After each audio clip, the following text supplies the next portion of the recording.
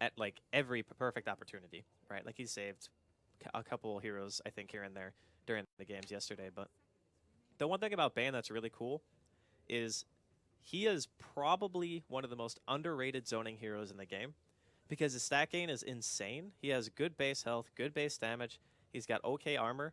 You can just sit there and punch people. Like at level 1, you either nightmare them if you have to run, or you can skill like Enfeeble or Brain Sap. And all three of those abilities allow you to trade very effectively. Now, Complexity, they're going to be picking up the Spirit Breaker, a hero that I think against this type of lineup is actually okay.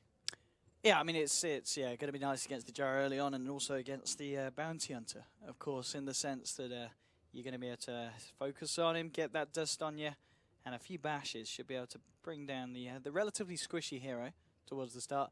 Bane, I guess you have got the Nightmare to stop it, but there's a bit of a cast animation, and we're going to see the Dendy Storm come out. Okay, so the important thing to note here, Spirit Breaker actually is very good against Storm, because not only do you have that 17% factor, but when you're getting charged, you are pretty much forced to use mana. Storm hates those types of heroes. Like PA and Spirit Breaker, they have insanely high mobility, and they have low mana cost to get to you, whereas Storm has to expend a lot of mana to run away, right? So you either pull or you just use Ball. Either way, you're using a lot of mana to keep yourself alive, and that means that your mobility is kind of hindered if they're charging on you. However, against the rest of the team, Darkseer, Shadow Fiend, Winter Wyvern, Storm can punish very hard, and I think what Na'Vi want to do is they want to just force the issue. Like once the Storm hits 6, once you got Bounty Hunter track going, you got a good fighting support in Bane. Gyrocopter can TP react. We've seen it before. I think MVP, KP was TPing all over the place with his call down and making things happen. I would expect to see Na'Vi do something similar in this game and try to take it over before the Shadow Fiend gets too much. And depending on what carry Complexity pick as well. And obviously Naga's banned, so I don't think that's going to be on the table for them here. Final ban, of course, for the side of Complexity. Taking away the Bloodseeker, a hero that can work very nicely with just the bounty in the sense that you're going to get that movement speed going. You're going to be so damn speedy. And with the Storm as well, just having that ability to know when you're able to go straight into the fog and find that little pick-off.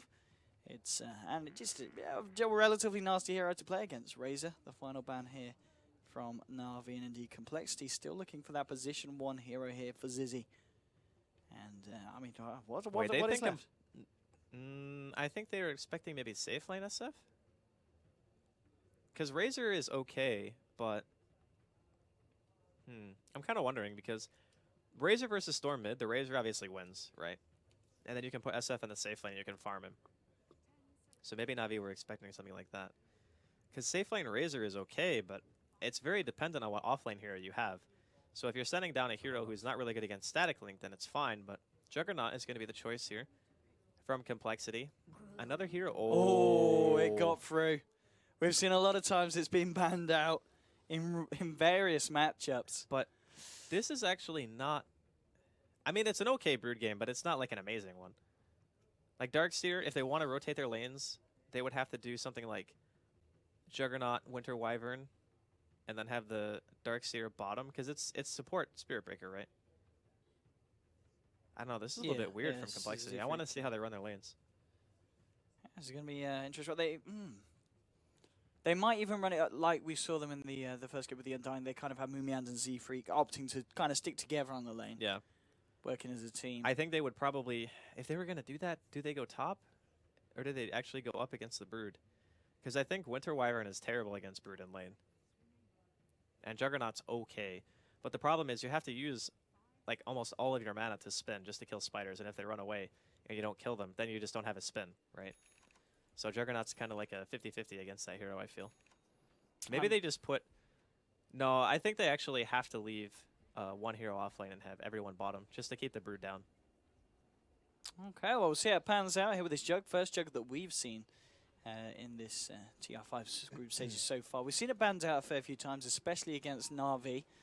A fair few teams worried about Havorst picking up the Juggernaut, but of course Havorst on his Jar, he's going to feel very, very comfortable on this hero. We know what he can do on it, and we know that the, as we keep saying, the stats don't lie for the group stages so far. Over a 90% win rate with this hero. Let's see if Complexity can fight against that. And obviously, first game of this series did go to Complexity, and with some pretty impressive performances from the team as a whole.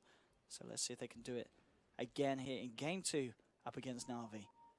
Snako just coming up here, scouting out at what's going on from the side of Complexity. Lanes aren't becoming too clear yet. We do know that Havorst is going to be in that safe lane. And Snako, yeah, just eyeing it all up.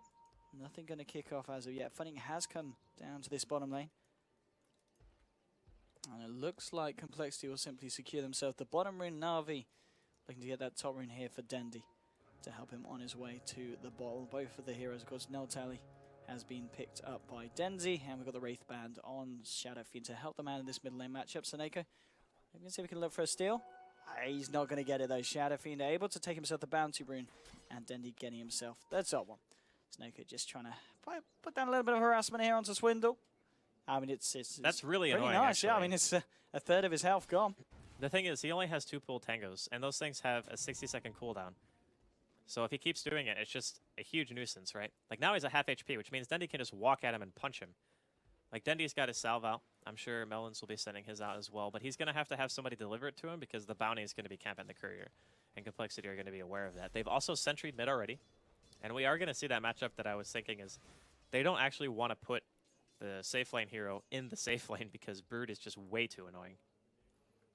Yeah, absolutely. They've got the matchup that they wanted in both lanes as well. And here we go on to Arstar with the spin and the slow here from Winter Wyvern. This could be your first bloody. We'll get the brain sap off, but I don't know, one more right click will do it, and they're going to get it. That's your first blood there. Havorst getting low. He's also getting charged as well here. Z-Freak coming in across the map.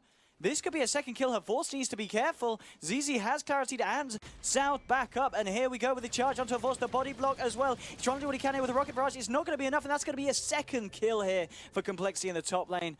Arstar coming back, but just a little bit too late, unfortunately, here for Havorst. And Complexity off to a lightning start. Well, this is what we said during the draft, right?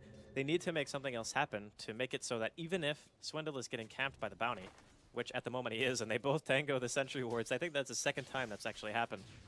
But they need to do something to address this issue. So if you just let your SF get bullied, and you're not getting something elsewhere, and you're up against a Brood, you're probably just losing your laning phase. But Complexity, they realize this, they make something happen in top lane, they can just go for kills non-stop, I feel. Like if Arctic Burn is up and they have a charge with spin, I don't think they can live through that. And it's certainly pretty damn terrifying. Snako, Courier. Where's he going to get? Oh, that's not got the bottle on. Oh, it's just tangos. It is just a set of tango.